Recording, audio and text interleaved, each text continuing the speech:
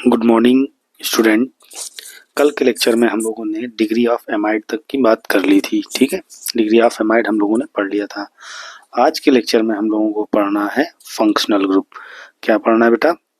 Functional group के बारे में हमको पढ़ना है। फंक्शनल ग्रुप क्या होता है? Functional group. ठीक है, तो फंक्शनल ग्रुप को समझने के लिए ऐसे समझो, जैसे आपने कुछ एस्ट्रोलॉजर को देखा होगा कि वो पाम रीडिंग करते हैं। पाम रीडिंग, और पाम रीडिंग जैसे सपोज ये पाम है, पाम रीडिंग करते हैं। तो पाम रीडिंग में क्या होता है? पाम में हमारे यानी हथेली में कुछ स्पेसिफिक साइन होते हैं। सपोज मैंने इस तरीके के साइन ड्रॉ कर लिए, इस तरीके के साइन ड्रॉ कर लिए। ठीक है, ऐसे कुछ साइन होते हैं और इन साइन को देखकर एस्ट्रोलॉजर क्या करता है? उस व्यक्ति के, उस पर्सन का बिहेवियर बता देता है। क्या बता देता है? बिहेवियर कैसा है वो बता देता है। होता है ऐसा कि नहीं होता है? ठीक है, कुछ लोग पास्ट तक बता देते हैं, कुछ फ्यूचर भी बता देते हैं। वो क्या देख के बता देते हैं? कुछ इन यूनिक साइंस को देखकर, ये जो साइन है हथेली में, इनको देख के बता देते हैं। ठीक है, बिल्कुल ठीक इसी तरीके से जो ऑर्गेनिक कंपाउंड होते हैं, उनमें भी आप यूनिक पार्ट को देखकर, उस कंपाउंड के यूनिक पार्ट को देखकर आप उसके बिहेवियर को बता सकते हैं, और उस यूनिक पार्ट को ही हम उस कंपाउंड का फंक्शनल ग्रुप कहते हैं।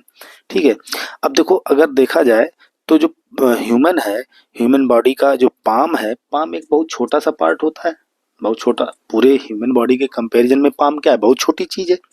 ठीक है, तो उसी तरीके से मान लो हमने ये कंपाउंड लिखा CH3CH2CH2OH। ठीक है, ये कोई ऑर्गेनिक कंपाउंड लिखा है। अब इस ऑर्गेनिक कंपाउंड को देखो, ये काफी बड़ा लिखा हुआ है। ठीक, तो इसका जो यूनिक पार्ट होगा वो बहुत बड़ा नहीं होगा, वो छोटा सा पार्ट होगा पूरे कंपाउंड के कंपैरिजन में। और उस पार्ट को देखकर हम क्या कर रहे हैं? पूरे कंपाउंड की प्रॉपर्टी को डिफाइन करते हैं। क्या करते हैं? प्रॉपर्टी को डिफाइन करते हैं। ठीक है, अगर हम किसी कंपाउंड, कोई ऑर्गेनिक कंपाउंड है, उस ऑर्गेनिक कंपाउंड के किसी छोटे से यूनिक पार्ट को देखकर प्रॉपर्टी को डिफाइन कर रहे हैं, तो वही यूनिक पार्ट क्या कहलाएगा? आपका फंक्शनल ग्रुप कहलाएगा। ठीक है, बिल्कुल आप कंपैरिजन कर सकते हो। जैसे एस्ट्रोलॉजर हथेली के साइन को देख के बिहेवियर बता सकता है, वैसे ही आप किसी भी ऑर्गेनिक कंपाउंड के छोटे से यूनिक पार्ट को देखकर उसके बिहेवियर को बता सकते हो, और वही यूनिक पार्ट उस कंपाउंड का फंक्शनल ग्रुप कहलाएगा। ठीक है, ये तो हो गई समझने की बात। अब इसको डेफिनेशन में कैसे लिखेंगे? तो इसकी डेफिनेशन क्या होगी वो समझते हैं। हाँ, ये देखते हैं क्या डेफिनेशन होगी फंक्शनल ग्रुप की। तो आप लिख सकते हो, it is an atom or group of atom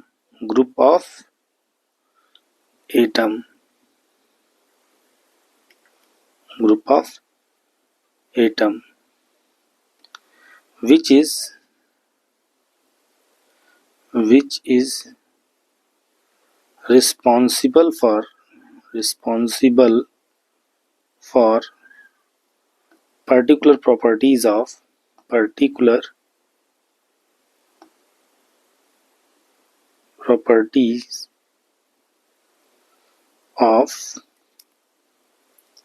an organic compound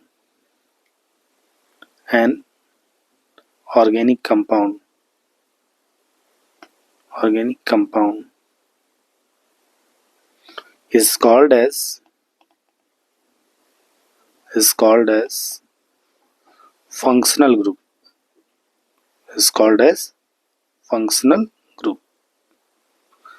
ठीक है, यानी डेफिनेशन कहती है कि ये कोई एटम हो सकता है या एटम का ग्रुप हो सकता है, N atom or group of atom, कोई एटम या एटम का कोई group which is responsible for particular properties of an organic compound.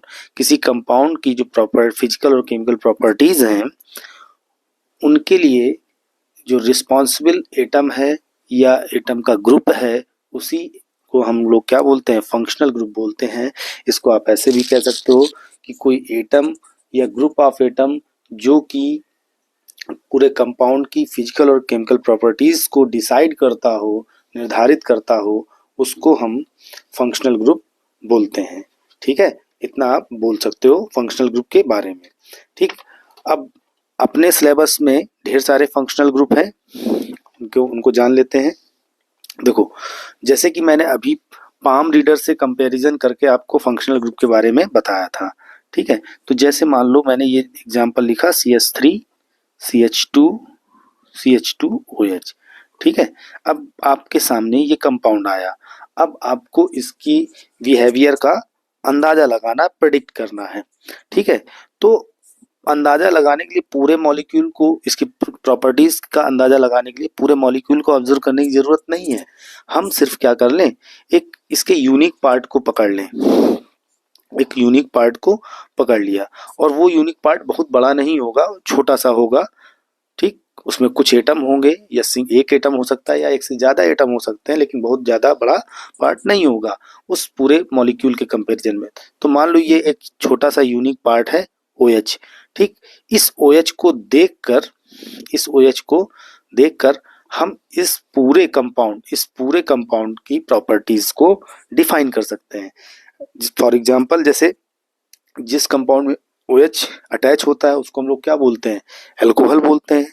ठीक है, और जहां पे भी OH ग्रुप अटैच है तो हम इतना अंदाजा लगा सकते हैं कि ये जो कंपाउंड है ये पानी के साथ अच्छी तरीके से मिक्सेबल होगा, क्योंकि ये पानी के साथ क्या बना सकता है, यानी वाटर के साथ हाइड्रोजन बॉन्डिंग का फॉर्मेशन कर सकता है। ठीक, तो ये जो हमें जानकारी मिली कि ये कंपाउंड, ये जो गिवन कंपाउंड है ये वाटर के साथ डिजॉल्व हो सकता है, ये किसके बेस पे मिली, इस पार्ट के बेस पे मिली, इस छोटे से यूनिक पार्ट के बेस पे मिली। और ये छोटा सा यूनिक पार्ट क्या है, इसको देखो, ये ग्रुप ऑफ एटम है कि एटम है, ये ग्रुप ऑफ एटम है, एक से ज्यादा एटम है। तो डेफिनेशन कहती है it is an atom or group of atom, it is an atom or group of atom which is responsible for particular properties of an organic compound। इस organic compound के लिए जो रिस्पॉन्सिबल है, कोई एटम है या एटम का group जो पूरे कंपाउंड की प्रॉपर्टीज के लिए रिस्पॉन्सिबल है, उसको हम फंक्शनल ग्रुप बोलेंगे। तो ये OH हमारा क्या है, एक प्रकार का फंक्शनल ग्रुप हो गया। आई होप आपको समझ में आ गया होगा फंक्शनल ग्रुप क्या होता है। ठीक है, अब कुछ लोगों को ऑर्गेनिक कंपाउंड समझ में नहीं आ रहा होगा, तो मैं पहले ही बता चुका हूँ ऑर्गेनिक कंपाउंड क्या होता है। ऑर्गेनिक कंपाउंड दो तरीके के, एक तो हाइड्रोकार्बन होते हैं, हाइड्रोकार्बन, और दूसरा होता है derivative of hydrocarbon, derivative of hydrocarbon. ठीक है, तो ऑर्गेनिक कंपाउंड कहते किसको हैं, कंपाउंड, आप ये कह सकते हो, ऑर्गेनिक कंपाउंड की डेफिनेशन बताना हो तो आप कह सकते हो hydrocarbon and derivative of hydrocarbon are called organic compound. Hydrocarbon का मतलब ऐसे कंपाउंड जिसमें only and only carbon hydrogen शामिल हो, इसके अलावा कोई भी एलिमेंट ना हो, उसको हाइड्रोकार्बन बोलते हैं। डेरिवेटिव ऑफ हाइड्रोकार्बन का मतलब ये है कि ऐसे कंपाउंड जो कि हाइड्रोकार्बन की हेल्प से बनते हैं उनको डेरिवेटिव ऑफ हाइड्रोकार्बन कह सकते हैं। फॉर एग्जांपल CH3OH, इसमें कार्बन भी है, हाइड्रोजन भी है, ऑक्सीजन है, तो ये डेरिवेटिव ऑफ हाइड्रोकार्बन हो गया। ठीक है, आई बात समझ में। चलिए, तो ये क्लियर हो गया हाइड्रोकार्बन और derivative of hydrocarbon. Derivative of hydrocarbon में कार्बन, हाइड्रोजन और उसके अलावा ऑक्सीजन भी हो सकता है, नाइट्रोजन भी हो सकता है, सल्फर भी हो सकता है, हेलोजन भी हो सकता है। ठीक है, तो मैं आई होप आपको हाइड्रोकार्बन और डेरिवेटिव ऑफ हाइड्रोकार्बन समझ में आ गया होगा। मतलब आपको ऑर्गेनिक कंपाउंड का मतलब भी समझ में आ गया होगा।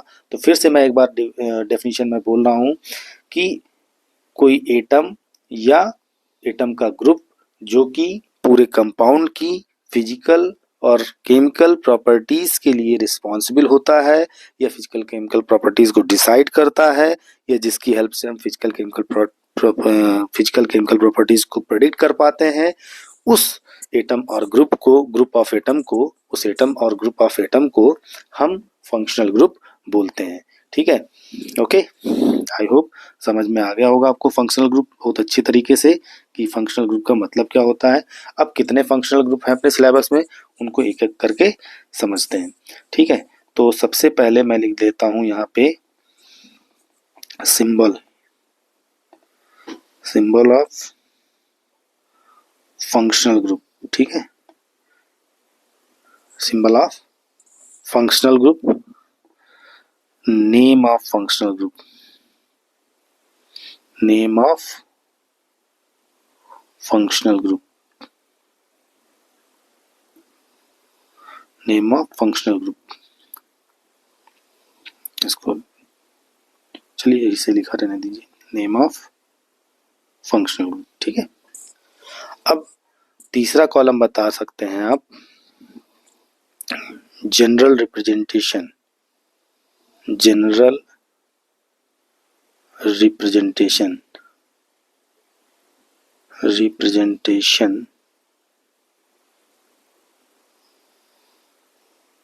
ऑफ ऑर्गेनिक कंपाउंड और फंक्शनल ऑफ ऑर्गेनिक कंपाउंड।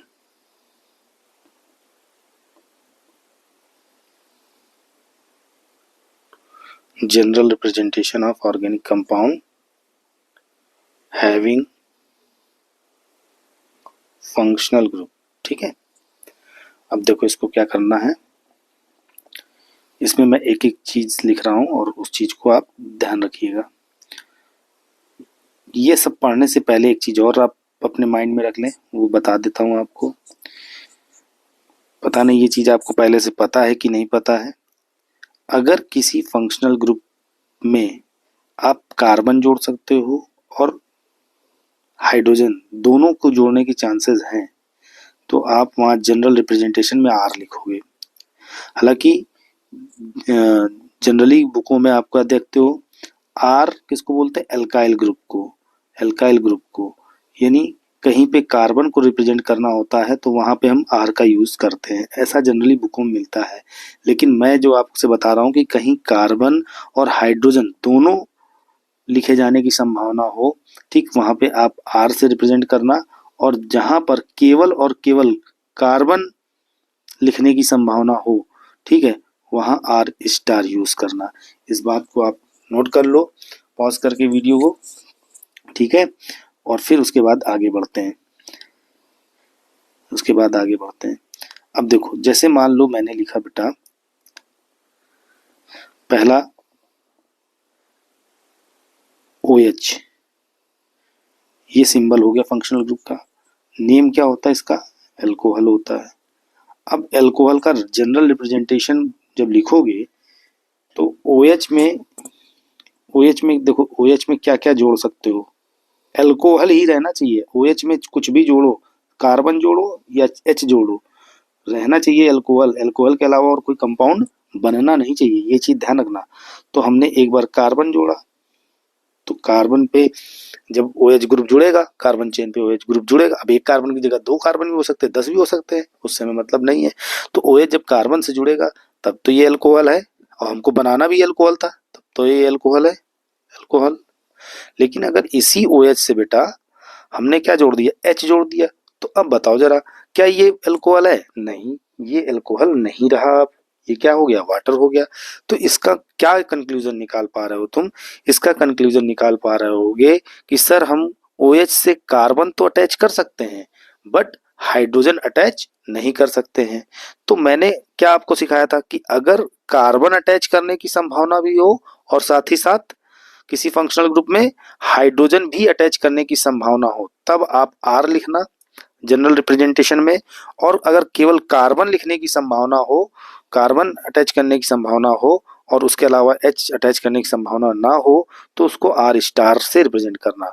तो बोलो बेटा, अब OH में आप बताओ कार्बन अटैच करने की संभावना है या H अटैच करने की संभावना है या दोनों अटैच करने की संभावना है। तो आप देख रहे हो कि कार्बन अटैच करने से अल्कोहल बन रहा है, बट हाइड्रोजन अटैच करने से ये अल्कोहलिक ग्रुप तो है, लेकिन ये अब कंपाउंड अल्कोहल नहीं रहा, ये क्या बन गया, वाटर बन गया। इसका मतलब OH से हम H अटैच नहीं कर सकते। इसका मतलब अगर हमको अल्कोहल बनाना है तो हमें केवल और केवल कार्बन ही रखना पड़ेगा इसकी जगह पे, और कार्बन रखना पड़ेगा। तो मेरे बेटा यहाँ पे जनरल रिप्रेजेंटेशन में आप क्या यूज करोगे, आर स्टार यूज करना, और उससे क्या जोड़ देना, OH। आर स्टार का मतलब है कि OH से कार्बन के अलावा आप और कुछ भी जोड़ नहीं सकते हो। ठीक है, आगे देखते हैं, आगे चीजें और क्लियर हो जाएंगी आपकी, धीरे धीरे सारी चीजें क्लियर होती चली जाएंगी, बस आप पेशेंस बनाए रखें। दूसरा है बेटा ईथर, ये सिंबल है ईथर का, और इसको ईथर बोलते हैं फंक्शनल ग्रुप को। अब मैं फिर से बना रहा हूं, ये मैंने लिखा ईथर, एक बार फिर से ईथर ग्रुप बना दिया। ठीक है, अब मुझे बताओ कि मुझे ईथर बनाना है। ठीक है, और ये फंक्शनल ग्रुप हमको मिल गया है।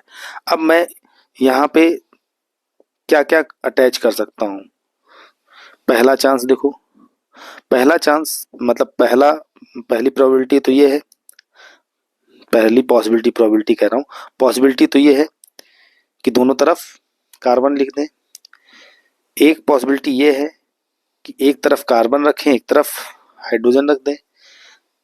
दूसरी पॉसिबिलिटी ये है कि दोनों तरफ हाइड्रोजन रख दें। अब रहना चाहिए ईथर, आप चाहे कार्बन अटैच करो चाहे हाइड्रोजन अटैच करो, हमें इससे मतलब नहीं होता है, बस हमारा कंपाउंड ईथर से और कुछ चेंज नहीं होना चाहिए। तो कार्बन अटैच करने पे हम इसको ईथर बोलते हैं। लेकिन अगर बेटा आपने एक तरफ कार्बन अटैच किया और एक तरफ H अटैच किया तो ये क्या हो गया, COH। और COH अभी मैंने लिख के दिखाया था, ये ईथर नहीं होता बेटा, ये होता है अल्कोहल। तो एक तरफ H अटैच करने से इस ग्रुप का ये फंक्शनल ग्रुप रहा ही नहीं, इसका नेचर ही चेंज हो गया, ये दूसरे फंक्शनल ग्रुप में चेंज हो गया। ये क्या चेंज हो गया, ये किस में चेंज हो गया, अल्कोहल में। अगर दोनों तरफ H रख देते हो तब भी ईथर नहीं है, तब तो ये कन्वर्ट हो गया किसमें, वाटर में कन्वर्ट हो गया। अब तुम कहोगे सर यहाँ OH फंक्शनल ग्रुप तो है, तो इसको सॉरी यहाँ पे क्या बोलोगे, यहाँ पे कहोगे ओ फंक्शनल ग्रुप तो है ईथर, तो ईथर क्यों नहीं बोल रहे भाई, ईथर तो था लेकिन आपने क्या अटैच कर दिया, हाइड्रोजन। तो अब ये ईथर नहीं रहा, अब ये किसमें कन्वर्ट हो गया, वाटर में कन्वर्ट हो गया। यहाँ पर भी देखो ये ईथर, जब आप एक तरफ हाइड्रोजन अटैच करोगे तो ये ईथर नहीं रहेगा, ये किस में कन्वर्ट हो जाएगा, अल्कोहल में। और जब आप दोनों तरफ कार्बन रखोगे बेटा तब ये ईथर रहेगा। तो यहाँ पे कंक्लूजन क्या निकला कि अगर आपको ईथर का जनरल रिप्रेजेंटेशन करना है तो आपको क्या करना पड़ेगा, अरे बेटा यहाँ पे ऑक्सीजन इस तरीके से लिख लो, और दोनों तरफ आपको कार्बन रिप्रेजेंट करना पड़ेगा। तो अब ऐसे लिख सकते हो, लेकिन भाई अब ये कार्बन चेन कितनी भी लंबी हो सकती है, ये भी कितनी भी लंबी हो सकती है, इधर भी लंबी हो सकती है, इधर भी लंबी हो सकती है, कोई लिमिट तो है नहीं। तो जनरल रिप्रेजेंटेशन करने के लिए ऐसा तो है नहीं कि एक कार्बन से काम चल जाएगा। तो इसके लिए मैंने क्या बताया, जहां पे आपको कार्बन सिर्फ और सिर्फ कार्बन से अटैच करना पड़े फंक्शनल ग्रुप को, ठीक, तो वहां पे आप आर स्टार लिखना, यहाँ पे क्या हो जाएगा, आर स्टार हो जाएगा। इसी तरीके से यहाँ पर भी, इधर भी इस ग्रुप मतलब ऑक्सीजन के इधर भी क्या करना पड़ेगा, कार्बन अटैच करना पड़ेगा, तो यहाँ इसका मतलब आर स्टार आपको अटैच करना है। ठीक है, और देखते जाते हैं आगे, धीरे धीरे आपको सारी चीजें, हो सकता है अभी परेशान कर रही हूँ, लेकिन आगे जैसे जैसे बढ़ते जाएंगे वैसे वैसे चीजें आसान होती जाएंगी आपके लिए, इसलिए परेशान बिल्कुल भी ना हो। जैसे मान लो मैंने लिया अगला group C double bond O H, इसको बेटा जी हम बोलते हैं एल्डिहाइड, एल्डिहाइड ग्रुप बोलते हैं। अब अगर मान लो इसका हमें जनरल रिप्रेजेंटेशन करना है, C double bond O H ऐसे लिख लिया, एक बार और लिख लिया भाई मैंने ऐसे, पॉसिबिलिटी देखना है आपको। अब बोलो बेटा, अब बोलो अगर मैं यहाँ चाहूँ तो सी भी लिख सकता हूँ, तो आप क्या बोलोगे इसको, इतना तो आपने 10th लेवल में पढ़ ही लिया होगा कि अभी भी इसमें दो कार्बन है, दो कार्बन वाले एल्डिहाइड को क्या बोलते हैं, एस्टल्डिहाइड। और यहाँ पे H लिख दूं तो इसको क्या बोलते हैं, फॉर्मल्डिहाइड। ये क्या है, फॉर्मल्डिहाइड, फॉर्मल्डिहाइड। और ये क्या है, एसिटल्डिहाइड, एसिटल्डिहाइड। तो आप देख रहे हो कि कार्बन जोड़ दिया तब भी एल्डिहाइड है, नाम भले बदल गया है, एक एसिटल्डिहाइड, ये छोटा मेंबर है, ये बड़ा मेंबर है, ये ये बड़ा मेंबर है, ये छोटा मेंबर है, ये छोटा मेंबर है, ये बड़ा मेंबर है, लेकिन ये भी एल्डिहाइड है, ये भी एल्डिहाइड है।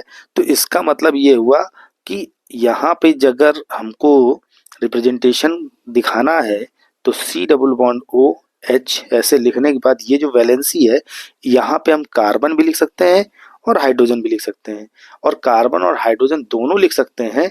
तो फिर हमें आर स्टार लिखने की जरूरत नहीं है बेटा, यहाँ पे हम क्या लिखेंगे, आर लिखेंगे। क्योंकि आर जहां कहीं पे भी आपको मिले, मेरी बात ध्यान रखना, आप कभी भी कंफ्यूज नहीं होगे, आर कहीं पे मिले तो उसको केवल और केवल कार्बन मत मानना, वहां पे कार्बन के अलावा हाइड्रोजन की भी पॉसिबिलिटी हो सकती है। ठीक है, अगर ये कॉन्सेप्ट आपके दिमाग में बैठ गया तो आपसे कभी गलती नहीं होगी। आर स्टार लिखा है तो हमेशा मान के चलना वहां पे क्या होगा, कार्बन ही होगा, कार्बन के अलावा और कुछ भी नहीं होगा। ठीक है, चलिए आगे देखते हैं, आगे की बात कर लेते हैं थोड़ा सा।